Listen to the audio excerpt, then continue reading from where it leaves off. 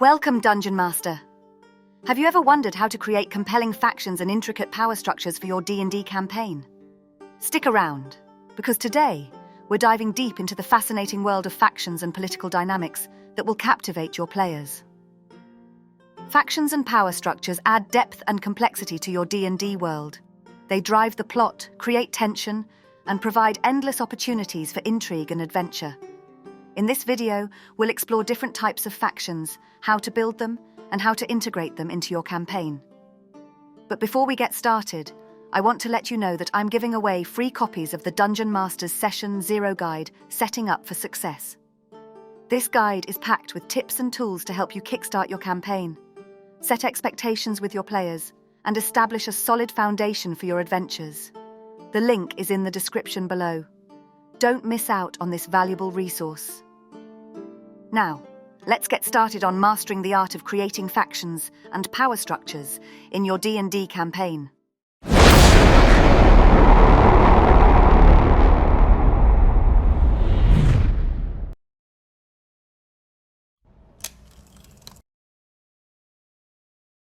Factions and power structures add depth and complexity to your D&D world.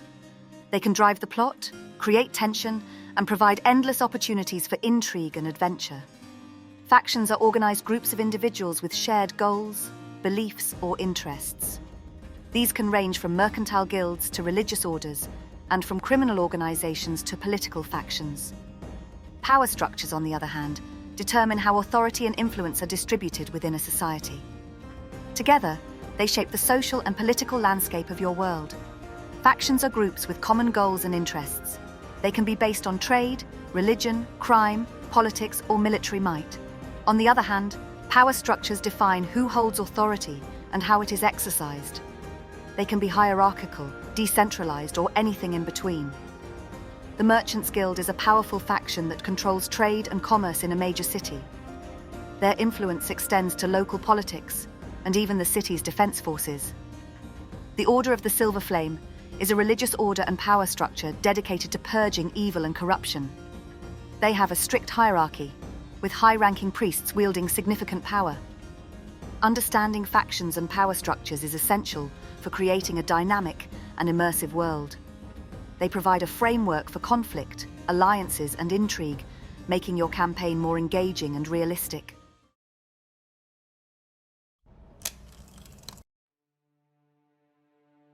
Now, let's look at the different types of factions you can create in your world.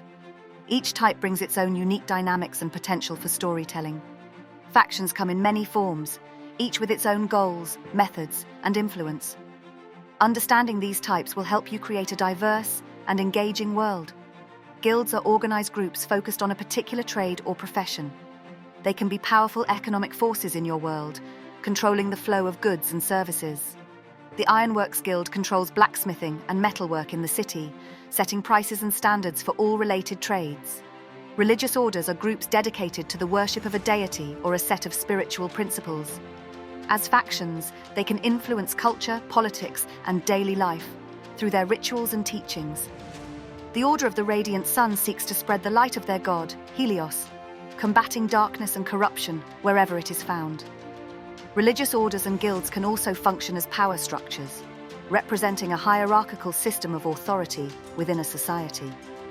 They can govern communities, enforce laws, and wield significant influence. The Order of the Silver Flame not only spreads their faith, but also governs a region, making laws and leading the populace in times of crisis. Criminal organizations operate outside the law, engaging in activities like smuggling, theft, and assassination. They often have a clandestine network and can wield significant underground power.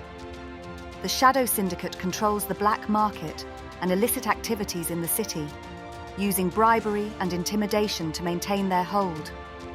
Political groups include noble houses, ruling councils, and rebel factions. They seek to gain or maintain power through governance, influence, and sometimes warfare. House Valen, a noble family, uses diplomacy and marriage alliances to strengthen their position in the kingdom's court. Military orders are organizations focused on warfare and defense. They can be knightly orders, mercenary companies, or local militias, often playing crucial roles in times of conflict. The Knights of the Argent Shield protect the realm from external threats, maintaining a fortress on the border and training new recruits. By incorporating a variety of factions into your world, you create a rich tapestry of alliances, rivalries, and conflicts. Each faction type offers unique opportunities for storytelling and player interaction.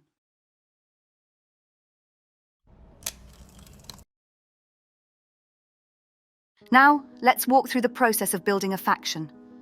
This involves defining its goals, leadership, resources, and methods. Creating a well-defined faction adds depth to your world and provides a rich source of conflict and intrigue for your players.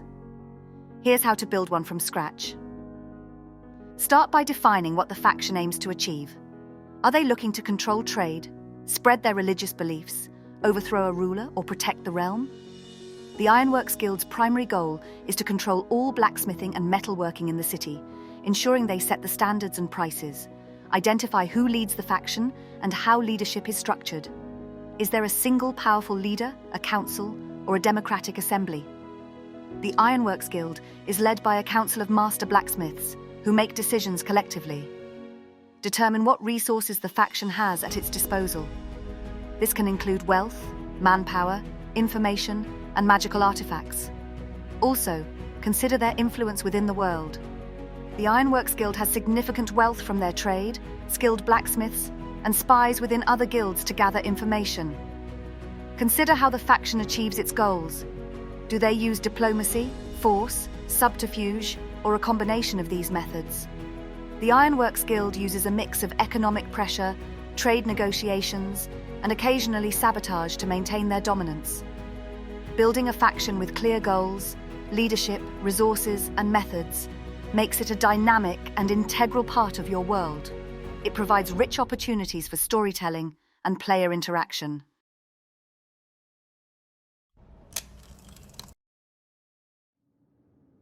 Power structures determine how power is distributed and exercised within a society. Understanding these dynamics can add realism and intrigue to your world. Power structures are the frameworks that define who holds authority in your world and how that authority is exercised. These structures shape the political landscape and influence the actions of factions and individuals. Hierarchical structures concentrate power in the hands of a few. Examples include feudal systems, monarchies, and oligarchies. These systems often have clear chains of command and responsibility. In a monarchy, power is centralized in the hands of the king or queen, with nobles and vassals beneath them, each with their own territories and responsibilities. Decentralized structures distribute power more evenly across various groups or regions. Examples include tribal systems, democratic councils, and federations. These systems promote shared governance and collaboration. In a tribal council, leaders from different tribes come together to make decisions, with each tribe retaining a significant degree of autonomy. Power structures are rarely static. Factions and individuals constantly vie for influence, leading to rivalries, alliances, and conflicts. Understanding these dynamics can help you create a vibrant and dynamic political landscape. Two noble houses, House Valen and House Thorn, vie for control of the kingdom. Their rivalry involves political maneuvering, espionage, and occasional open conflict. Guilds, like the Ironworks Guild, often function as power structures within cities or regions. They hold significant economic power and can influence local politics and society. The Ironworks Guild operates with a council of master blacksmiths at its head, making decisions collectively. Their economic strength allows them to exert influence over local merchants, politicians, and even other guilds. Power structures and political dynamics provide the framework for your world's governance and societal interactions. They influence how factions operate and interact, creating a complex and engaging setting for your players.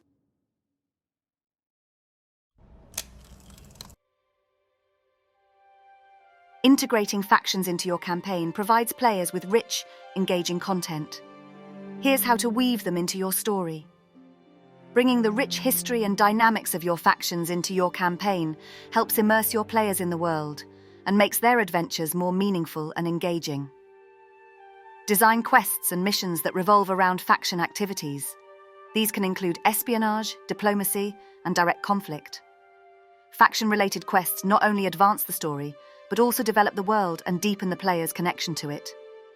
The Ironworks Guild might hire the players to sabotage a rival blacksmith's forge, retrieve stolen blueprints, or protect a trade caravan. Encourage players to join factions, influence them, or oppose them. This involvement creates personal stakes and can lead to character development and unique storylines. A player might join the Ironworks Guild as an apprentice blacksmith, climbing the ranks and eventually influencing guild decisions. Certain types of player characters might be particularly inclined to join the Ironworks Guild. Here are a few examples. Artificers. With their focus on crafting and infusing items with magic, artificers would find a natural home in the Ironworks Guild, where their skills are highly valued. Fighters, especially those with the Battlemaster or Eldritch Knight archetypes, who might be interested in perfecting their weapons and armor through the guild's advanced techniques. Rogues, particularly the Arcane Trickster, who might be interested in the guild's secret dealings and opportunities for gaining new, magically enhanced tools. Wizards, those focused on the School of Transmutation or Artifice, who might join the guild to collaborate on crafting magical items and improving their own spellcasting components. Show how faction actions and decisions impact the world and the campaign. This makes the world feel alive and responsive to the player's actions. If the Ironworks Guild succeeds in controlling trade, prices in the city might rise, affecting the economy and leading to unrest among the populace. Create alliances and rivalries between factions that add layers of intrigue and complexity to your campaign. Players can navigate these relationships, forming alliances or inciting conflicts. The Ironworks Guild might form an alliance with a mercenary company for protection, but face opposition from a criminal syndicate aiming to disrupt their operations. Factions can extend their influence beyond a single city, impacting entire regions or even the world. This adds complexity and broadens the scope of your campaign. The Ironworks Guild has branches in multiple cities, controlling trade routes and influencing politics on a regional scale. Their decisions affect markets and power dynamics far beyond their home city. Integrating factions into your campaign provides a rich backdrop that enhances your storytelling and gives your players a deeper connection to the world. These elements can drive the plot, create memorable encounters, and offer endless opportunities for role-playing and adventure.